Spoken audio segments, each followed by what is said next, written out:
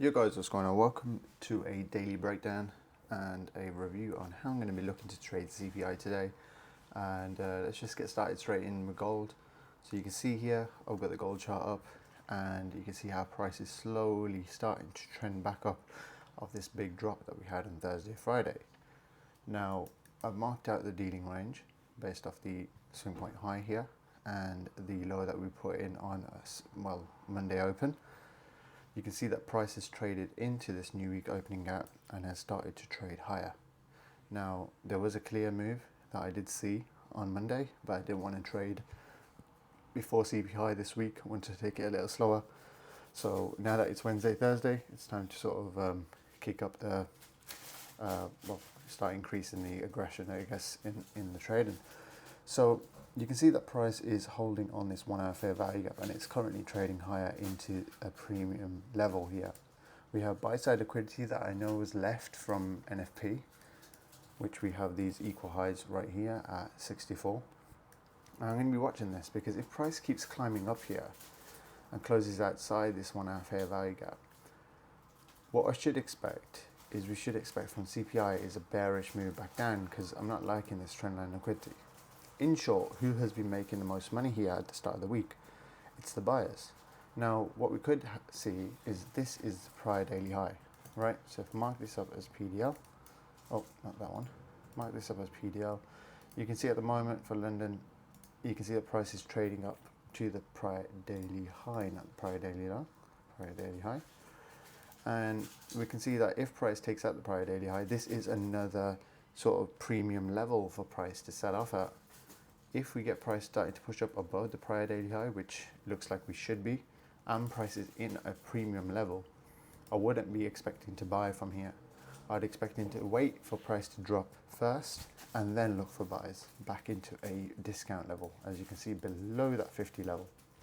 Now, if Monday is the low of the day, low of the week, sorry, and price will just keep climbing here, then what we should get is we should get price breaking up. CPI should push price back down, and then price should trade away from that pullback manipulation back down. Price should continue higher. But the main thing that why I waited Monday, Tuesday is to see how Monday and Tuesday react. You can see Monday and Tuesday just sort of climbed up here and creating this sort of trendline liquidity below, which tells me that CPI today and tomorrow could bring an expansion leg lower. That's what I'll be looking for going into this week, especially on gold. Now, this 1 hour fair value gap could be key because if I go into the 1 hour time frame, you can see that price is respecting this. But if price closes back above it, we want to see price displace back below it again. It's sort of creating a little smoke screen to say that right, price is bullish here, but I can't buy from this level here, man. I need to see price push back below this trendline liquidity. This is the main liquidity level I'm watching. I want to see price break below this. So as price keeps climbing higher, what we could see is we could see these highs getting breached here. So this is another buy side level. So if price wants to keep climbing, then we should be expecting another sell off back down towards this level. Hopefully it's going to make a clean trade with CPI, but if CPI doesn't bring anything, then we've got PPI the day after. So I'm not too stressed on what should happen today. But all in all, in short, I'm looking for shorts on gold. That's what I'm looking for around the CPI time. We'll provide a better update closer to time. Hopefully it's a bit more clear on how we're going to look to enter. But if the bias is correct, I'm expecting for price to hold off this level around by here, try not to push too high and then push straight back down and clear out these lows. That's it for gold. Let's move on to US30. So you can see from US30, I said that liquidity is being generated based on Monday and Tuesday. Look at all this sort of consolidation that we've been having here. It's just absolutely messy price action all over the place. And this is one reason why I try not to trade before a big news release and we try to trade after. So you can see liquidity is being generated here. We've got relatively equal lows here.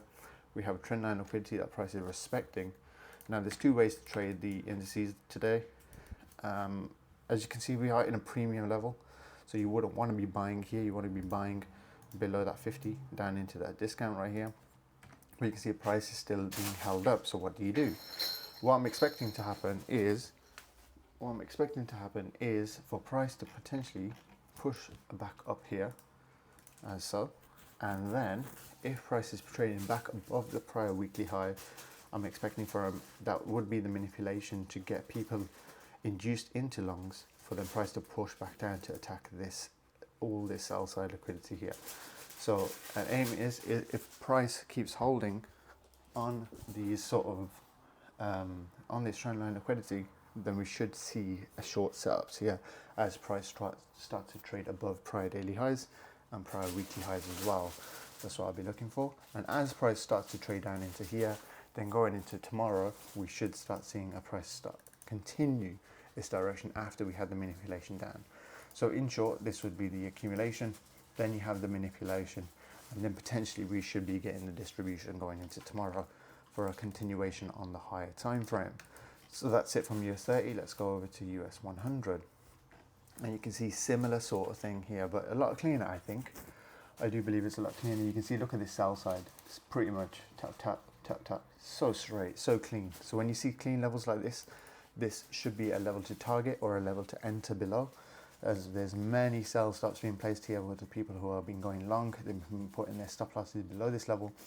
And for the people who are expecting for a breakout to the downside, they'll be placing their sort of buy stops, no sell stops right there as well.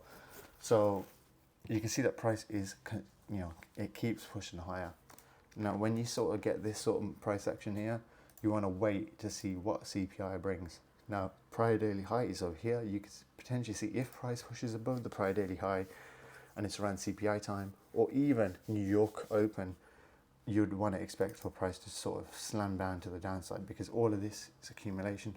The manipulation should happen around about CPI, New York open time, where price pushes even higher. This should get people, who are impatient into longs, and then we should potentially see a nice clean distribution back down to the downside, and then that should be today done. Now, with that being said, after price clears out the sell side, if CPI clears out the sell side, you want to see 930 push back up. If CPI holds around this area and manipulates, then you'd expect 930. This is where time comes into play. So it all matters about what CPI does, and then to trade off that. If CPI, again, as I said, let me just repeat it for those who missed it. If CPI manipulates up here and stays within this blue box, then I'm expecting 930 to make the main move to the downside. If CPI drops first, then I'm expecting for 930 to push back up. Now, it's going to be quite clear to see what happens there. So I'll be sending out update images as well. So hopefully you found this sort of little breakdown insightful, and hopefully everyone has a good sort of CPI day. This has been it from OaseFX. Peace out.